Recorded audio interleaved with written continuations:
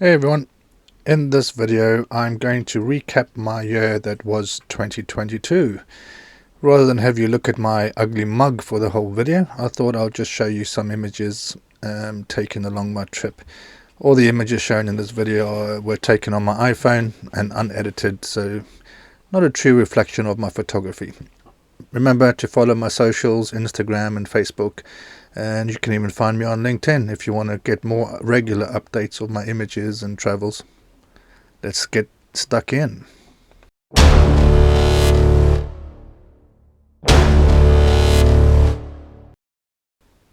So I started 2022 in the company of my sister and some of her friends down in Southampton. It was a great New Year's Eve party. Following that, I moved to Sethorn's campsite in New Forest, where Shaka and myself stayed for a few weeks. Was only intending to go there for a few days, but it was just so lovely. We ended up there for, like I say, about 3 weeks. From there, we then moved to Hurst View campsite, and from there I explored places like Leamington, Salford-on-Sea, and also New Forest again. I spent about 3 weeks there also, leaving the site for a couple of days when Storm Eunice hit, as I was just not prepared to sit there and take a beating from Storm Eunice. As we go along through the video, you will see links up in the top corner for any videos that I've created around these subjects or places that I've been to. So if you are interested, do click and go have a look. From Hurst View, I then started making my way up to Derbyshire, where I had booked Star, my motorhome, in to have the upholstery redone. It was done by Regal Furnishings, who really did a great job. You can stay on site with them while they do the work. They let you come the night before and you stay on their site. I'll link up above to the video for that.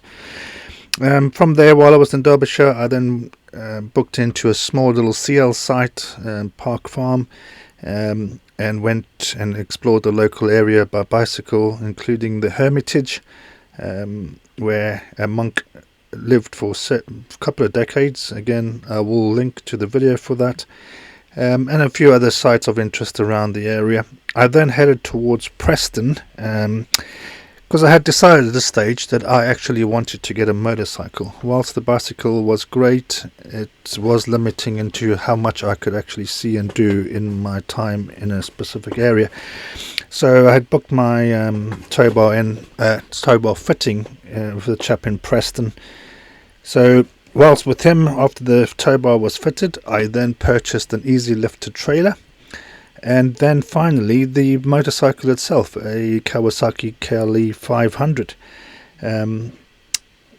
To be fair, I'm still getting used to towing the bike. It is a little bit of a schlep doing it on your own, although it's supposed to be an easy lifted trailer.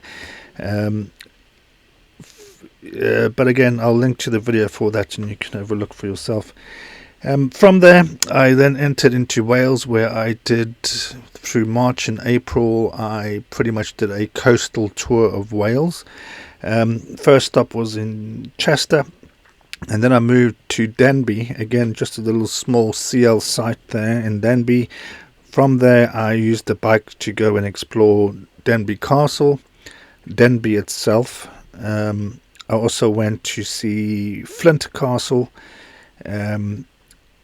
and this is all part of my goal, one of my goals, which is to try and see and photograph as many of the over 1,000 castles in the UK. So I was also able then to see Basingstoke Abbey, which is quite interesting. If you're into history and old buildings and that kind of stuff, it's really worth a visit. It's just down the road from Flint Castle. Also from Denbigh, my base in Denbigh, I was able to go and see Rudden Castle, which made it 3 castles of the 10 that make up King Edward I's Ring of Iron. From there, I then moved over to Anglesey and spent a week on the island, and did a bit of sightseeing there, again using the bike to get around. So the purchase was a good one. The bike has definitely freed me up to do a lot more exploring that I would be able to do in the van. Parking is easier, etc., etc. I then moved on to Carnarvon Castle. It's probably one of the best surviving castles in the UK. And it's definitely worth seeing if you are into history and castles and these kinds of things. Definitely one to have on your list. From there, I also went on the Welsh Highland Railway for a journey. There's several journeys that they do, so I will be heading back and taking another journey also. But it's definitely worth undertaking if you're into trains and the old trains. And it was very bizarre for me to find a South African locomotive in the north of Wales. Bizarre indeed. I then moved on further down the west coast of Wales and went to Port Marion. Port Marion was built over some 50 years by a Welsh architect, and it built in an Italian village style. So it's very unique and very odd thing to see and encounter in the northwest of Wales.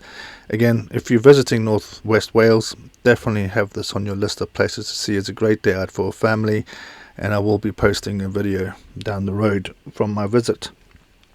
From there, I moved further down the coast, west coast, and spent a day on Skoma Island, which was absolutely gorgeous, and again, absolutely recommend it to anybody.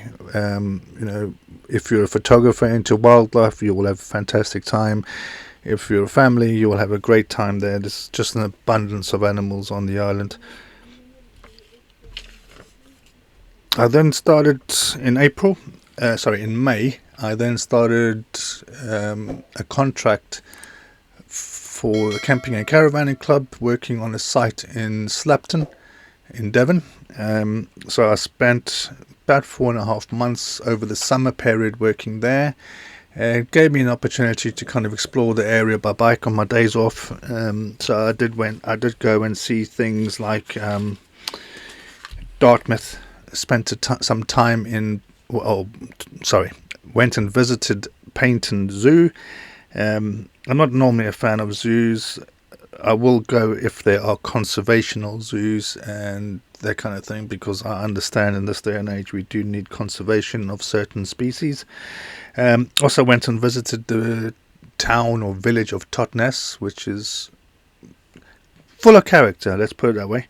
And then, as I say, went and a few times went into Dartmouth and also to Dartmouth Castle. As I've mentioned in previous videos, being stuck at Slapton on the campsite for those 4.5 months was very frustrating. It did mean I didn't get to do a whole bunch in that time. Since leaving the contract at the end of September, I have basically accepted a winter contract, went and sat on the site waiting to get work. The contract was then cancelled or terminated unexpectedly, and I have ended my year back in Southampton at my sister's house. Unfortunately, this time they were away, so I spent Christmas and New Year's on my own, and to be honest, I didn't quite mind it. So there we have it, and as I'm sure you'll agree, not a lot that took place in 2022. Some of the positives were that I had no breakdowns in Star, touch wood. I had some work done to her, but that was more maintenance work, welding and things like that, so rather than breakdowns. But yes, all in all, a very frustrating year. I managed to see some beautiful things and a few things off my bucket list. However, it was a frustrating year in the fact that I didn't get to do an awful lot. So 2023 is going to be different, and I'm going to make damn sure that I see and do a lot more than I did in 2022. So there we go. That's my year in review, if you like. And I'll soon be posting another video to let you know about what 2023 has in store for me and for you if you continue to follow along. As always, people, thank you so much for your support. If you haven't already subscribed, please do so and hit the bell for notifications of future releases. Until next time, keep well, be happy, and be safe. Cheers.